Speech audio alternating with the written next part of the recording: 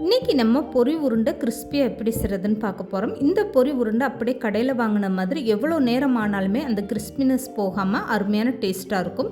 வீட்டிலே எப்போதுமே பொரி உருண்டை செய்யும்போது உங்களுக்கு பாகுபதம் கரெக்டாக வராது. அப்படி இல்லைன்னா பொரி உருண்டை உங்களுக்கு உருண்டையாக பிடிக்க வராது. ஆனால் இந்த மாதிரி நீங்கள் பக்குவமாக பொரி உருண்டை செய்யும்போது அருமையான டேஸ்ட்டாக இருக்கும்.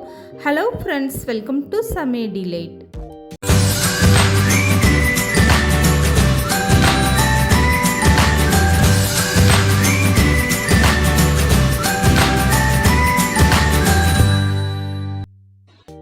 பொரி உருண்டை செய்கிறதுக்காக ஒரு அகலமான பாத்திரம் எடுத்துக்கோங்க. அதில் 1 கப் அளவுக்கு உடைச்ச வெல்லம் சேர்த்துக்கோங்க.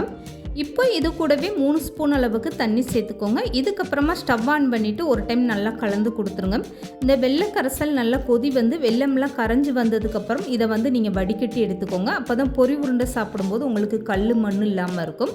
இந்த பொரி உருண்டை செய்கிறதுக்கு கரெக்டான அளவு பார்த்தீங்கன்னா, எந்த கப்பில் நீங்கள் பொரி அளந்து எடுக்கிறீங்களோ 3 கப்புக்கு 1 கப் அளவுக்கு உடைச்ச வெல்லம் சேர்த்துக்கோங்க. இது இனிப்பு கரெக்டான அளவாக இருக்கும்.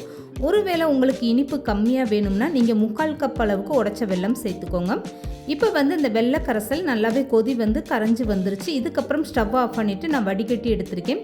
இப்போ வெள்ளை கரைசல் வடிகட்டின ஜல்லடையே பாருங்கள் எவ்வளோ கல் தூசியாக இருக்குன்னு. இந்த மாதிரி நம்ம வடிகட்டி எடுக்காமல் வெள்ளை கரைசல் அப்படியே சேர்த்தோம்னா பொரி உருண்டை மண்ணு தூசியாக இருக்கும். இப்போ அந்த பாத்திரத்தை நல்லா கழுவிக்கோங்க. அதுக்கப்புறமா வடிகட்டி எடுத்து வச்ச வெள்ளை கரைசலை சேர்த்துட்டு ஸ்டவ் ஆன் பண்ணிடுங்க. இப்போ இந்த வெல்லம் நல்லா கொதி வரட்டும். இதுக்கப்புறமா கம்பி பதம் எப்படி செக் பண்ணுறதுன்னு பார்க்கலாம். இப்போ இந்த வெள்ளை கரைசல் இன்னும் கொஞ்சமே நல்லா வற்றி வர ஆரம்பிச்சிருச்சு. இதுக்கப்புறமா நீங்கள் ஒரு கிண்ணத்தில் கொஞ்சமாக தண்ணி வச்சுக்கோங்க. கம்பி பதம் செக் பண்ணுறதுக்காக இந்த மாதிரி வெள்ளை கரைசலை கொஞ்சமாக எடுத்து விட்டுட்டு கையில் இந்த மாதிரி நீங்கள் திரட்டி பாருங்கள். நல்லா திரண்டு வரணும். அந்த மாதிரி இருந்தால் கம்பி பதம் கரெக்டான அளவு. இப்போ எடுக்கிறதுக்கு பாருங்கள் கொஞ்சம் நல்லா நெல்லுன்னு இருக்குது. இது இன்னும் கொஞ்சம் அடுத்த ஸ்டேஜ் வரட்டும். அது வரைக்குமே அடுப்பில் வச்சு நல்லா கலந்து கொடுங்க. இப்போ நீங்கள் ஸ்டவ்வை மீடியமாக வச்சுட்டு இந்த வெள்ளை கரைசலை நல்லா கலந்து கொடுங்க. உடனே உங்களுக்கு அடுத்தடுத்த ஸ்டேஜுக்கு வர ஆரம்பிச்சிடும்.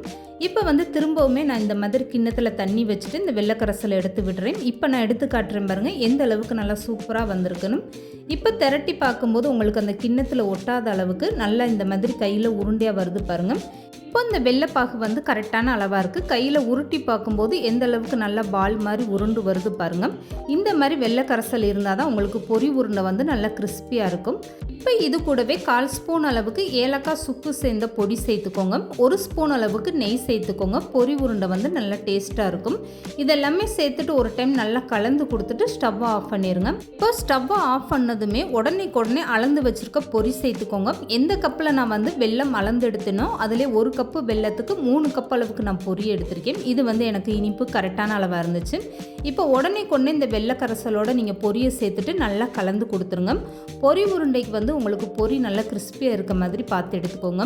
இப்போ நல்லா கலந்து கொடுத்தாச்சு. இதுக்கப்புறமா சூடோடு இருக்கும்போதே நீங்கள் கையை லேசாக தண்ணியில் நனைச்சிட்டு பொரி உருண்டை உங்களுக்கு எந்த சைஸில் வேணுமோ அதுக்கேற்ற மாதிரி நீங்கள் உருண்டையாக பிடிச்சிக்கோங்க.